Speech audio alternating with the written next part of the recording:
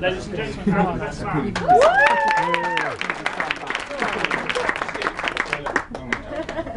Right, okay, ladies and gentlemen, you'll have to forgive me, I will be reading most of these, I haven't had much chance to rehearse.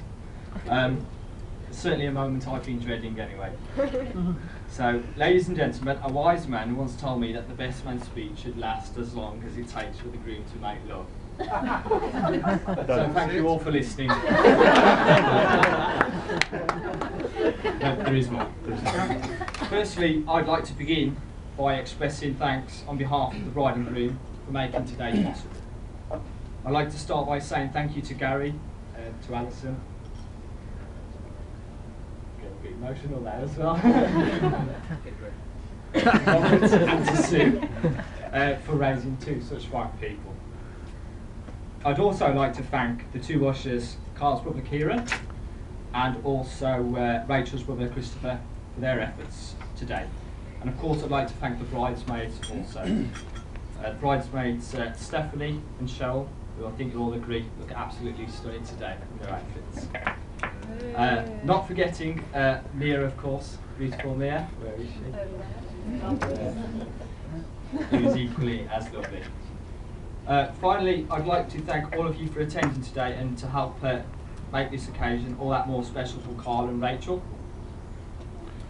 It's partly my fault that you're all here today, in all honesty.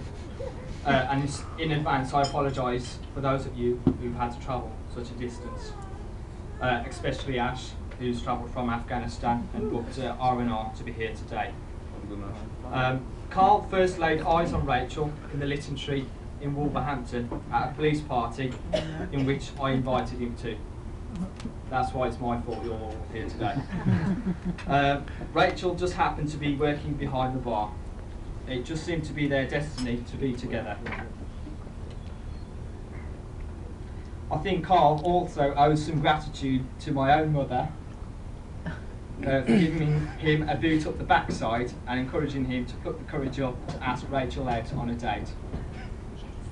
Following their first date, Karl told me that Rachel was a unique person who had great looks, a good outgoing personality, and they also shared the same interests and tastes in music.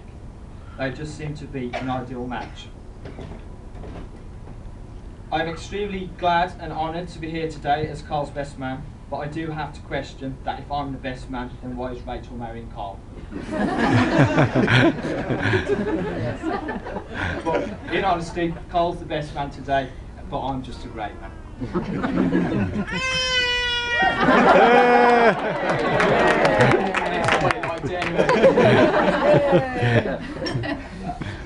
I was very humbled at being asked to be Karl's best man, but I must admit I was also slightly apprehensive about the role with the fear of writing the speech and getting it wrong.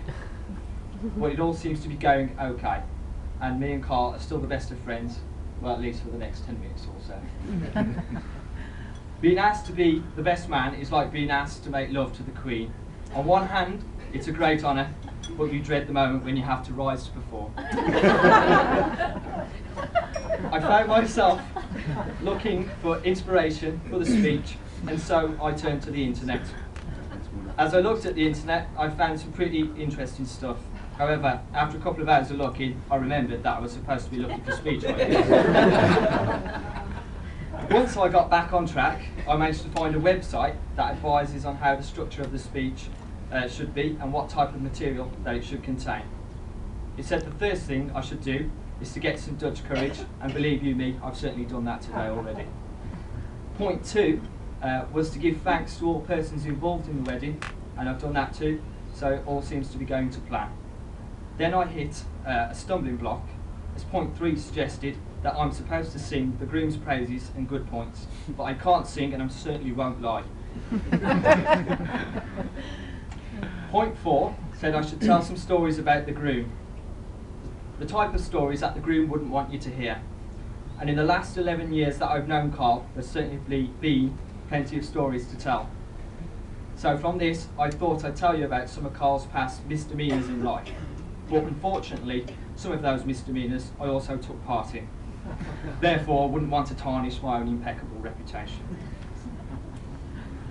Now, the other day, whilst having breakfast with Karl, he actually mentioned that he was going to get on the sunbed before the wedding.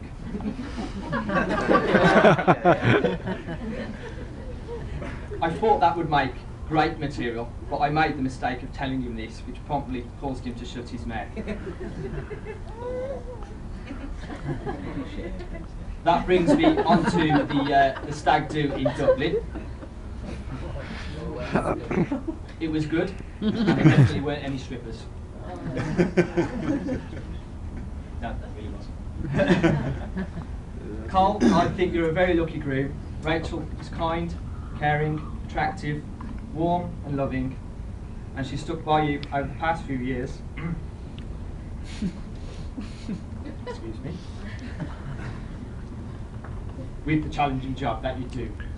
She really deserves a good husband, so thank God you married her before she found one. Joking aside, Karl, today you take away a beautiful wife who is kind, caring, attractive and intelligent, and Rachel, you take away a gorgeous wedding dress and a lovely bouquet of flowers. Oh, and in case any of you were wondering why there are two best men here today, it's really quite simple. Karl wanted to appoint a best man for the occasion, but sadly he couldn't find one. So he got two barely competent ones instead. Karl and Rachel, we wish you a wonderful, happy and loving future together. Ladies and gentlemen, a toast to love, to laughter, to live happily ever after. Ladies and gentlemen, the bride and groom. Bride and groom. Thank you. That's all.